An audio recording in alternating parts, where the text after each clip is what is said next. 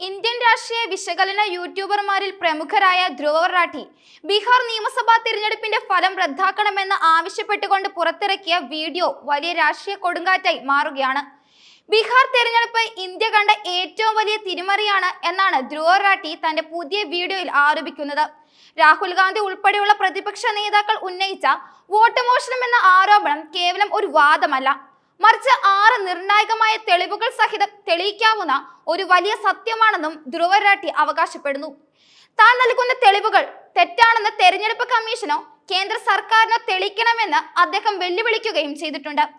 ബീഹാർ രാഷ്ട്രീയത്തിൽ തനിക്ക് വ്യക്തിപരമായ താല്പര്യങ്ങളില്ലെന്നും പ്രശാന്ത് കിഷോറിന്റെ പുതിയ പാർട്ടിയായ ജൻസ്വരാജ് പാർട്ടിയോട് ചെറിയൊരു കൗതുകം മാത്രമാണ് തനിക്കുള്ളതെന്നും വീഡിയോയുടെ തുടക്കത്തിൽ തന്നെ അദ്ദേഹം വ്യക്തമാക്കുന്നുണ്ട്. ഈ തുറന്നു പറച്ചിലൂടെ തന്റെ വാദങ്ങൾക്ക് ഒരു രാഷ്ട്രീയ ചായ്വില്ലെന്ന് അദ്ദേഹം സ്ഥാപിക്കാനും ശ്രമിച്ചു.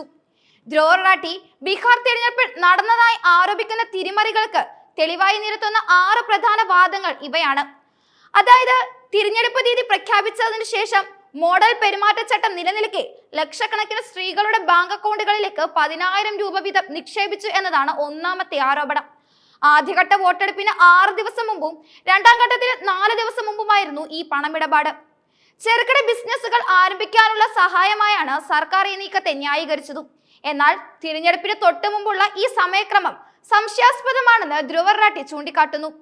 മാത്രമല്ല, അടുത്ത 6 മാസത്തിനുള്ളിൽ 2 ലക്ഷം രൂപ വീതം നൽകാമെന്നും സർക്കാർ പ്രഖ്യാപിച്ചത് MCC നിലനിൽക്കെ വോട്ടർമാരെ സ്വാധീനിക്കാനുള്ള വ്യക്തിപരമായിട്ടുള്ള തിരിമറിയാണെന്നും അദ്ദേഹം ആരോപിക്കുന്നു. 2004-ൽ തമിഴ്നാട്ടിലെ ജയലളിത സർക്കാരിനെയും 2024-ൽ ആന്ധ്രയിലെയും 2023-ൽ തെലങ്കാനയിലെയും സർക്കാരുകളെയും സമാനമായ കാരണങ്ങൾ ചൂണ്ടിക്കാട്ടി തിരഞ്ഞെടുപ്പ് കമ്മീഷൻ ഇടപെട്ട് തടഞ്ഞിട്ടുണ്ട്. അങ്ങനെയെങ്കിൽ ബീഹാറിലെ ഈ പ്രഖ്യാപനങ്ങൾ അനുവദിച്ചത് തിരഞ്ഞെടുപ്പ് കമ്മീഷന്റെ ഏകപക്ഷീയമായ നിലപാടാണെന്നും അദ്ദേഹം വാദിക്കുന്നുണ്ട്. ഒരേ വ്യക്തി ഡൽഹി, ഹരിയാന തുടങ്ങിയ മറ്റ് സംസ്ഥാനങ്ങളിലും ബീഹാറിലും വോട്ട് രേഖപ്പെടുത്തിയതായി ധ്രുവ റാഠി ആരോപിക്കുന്നു. നാഗേന്ദ്ര കുമാർ, അജിത് ഷാ തുടങ്ങിയവർ സോഷ്യൽ മീഡിയയിൽ ഇതിന് തെളിവായി ചിത്രങ്ങളും പോസ്റ്റ് ചെയ്തിട്ടുണ്ട്. ബീഹാറിൽ മാത്രം ഏകദേശം 14.35 ലക്ഷം വ്യാജ വോട്ടർമാർ ഉണ്ടെന്നാണ് ഒരു അന്വേഷണ വെബ്സൈറ്റ് കണ്ടെത്തിയിരുന്നത്. വ്യാജ വോട്ടർമാരെ കണ്ടെത്താൻ സാങ്കേതിക സൗകര്യങ്ങൾ ഉണ്ടായിട്ടും തിരഞ്ഞെടുപ്പ് കമ്മീഷൻ ഇതിനോട് നിഷ്ക്രിയമായ നിലപാടാണ് സ്വീകരിച്ചതെന്നും അദ്ദേഹം ആരോപിക്കുന്നു. തിരഞ്ഞെടുപ്പ് ദിവസം ഹരിയാനയിൽ നിന്ന് ബീഹാറിലേക്ക് 4 പ്രത്യേക ട്രെയിനുകൾ ഓടിച്ചതിനെതിരെയും ധ്രുവ റാഠി സംശയം ഉന്നയിക്കുന്നുണ്ട്. ഈ യാത്രയുടെ ചെലവ് BJPയോ കേന്ദ്ര സർക്കാരോ ആണ് വഹിച്ചതെന്നും യാത്രക്കാർ പറയുന്നുണ്ട്. ഇത് തിരഞ്ഞെടുപ്പ് നിയമപ്രകാരം കടുത്ത അഴിമതിയാണ്. എന്നിട്ടും തിരഞ്ഞെടുപ്പ് കമ്മീഷൻ യാതൊരു നടപടിയും എടുത്തിട്ടില്ല. ഒരേ വ്യക്തി 2 ഇടങ്ങളിൽ വോട്ട് ചെയ്തുവെന്ന പരാതികൾക്ക് നിർണായക തെളിവാകേണ്ട CCTV ദൃശ്യങ്ങൾ ഇനി വിവരാവകാശ നിയമപ്രകാരം ലഭിക്കില്ലെന്നാണ് 4ാമത്തെ ആരോപണം. പുതിയ നിയമപ്രകാരം 45 ദിവസത്തിനധികം ദൃശ്യങ്ങൾ നശിപ്പിക്കും. അമ്മമാരുടെയും സഹോദരിമാരുടെയും ദൃശ്യങ്ങൾ പുറത്തുവിടുന്നത് ശരിയാണോ എന്ന ചീഫ് ഇലക്ഷൻ കമ്മീഷണർ ജ്ഞാനേഷ് കുമാറിന്റെ ന്യായീകരണം വിചിത്രമാണെന്നും അദ്ദേഹം ചൂണ്ടിക്കാട്ടുന്നു. തിരഞ്ഞെടുപ്പിന് മുമ്പ് ബീഹാറിലെ വോട്ടർ പട്ടികയിൽ നിന്ന് ഏകദേശം 47 ലക്ഷം പേരെ ഒഴിവാക്കിയെന്നും ഇതിൽ 24.7 ലക്ഷം മുസ്ലിം വോട്ടർമാരും ദളിത് വോട്ടർമാരും ഉൾപ്പെടുന്നുവെന്നും ധ്രുവ റാഠി പറയുന്നുണ്ട്. പ്രതിപക്ഷത്തിന് സ്വാധീനമുള്ള സീമാഞ്ചൽ മേഖലയിലാണ് ഏറ്റവും അധികം വോട്ടർമാരെ ഒഴിവാക്കിയിട്ടുള്ളത്. ഇത് വ്യക്തമായ രാഷ്ട്രീയ ലക്ഷ്യത്തോടെയുള്ള നീക്കമാണെന്നും അദ്ദേഹം ആരോപിക്കുന്നു.